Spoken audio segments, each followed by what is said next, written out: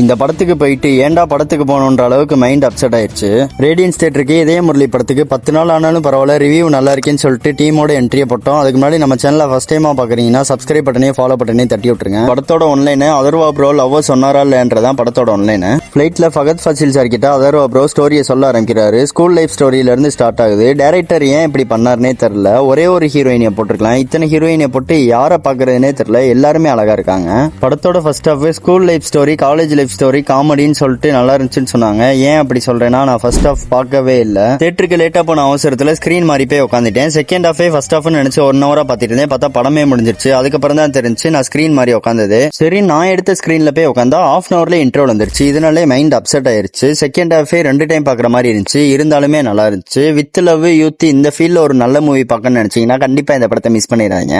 Already படத்தை பார்த்திருந்தீங்கன்னா 10க்கு எவ்வளவு rating நீங்க கொடுப்பீங்கன்றத கமெண்ட்ல சொல்லுங்க.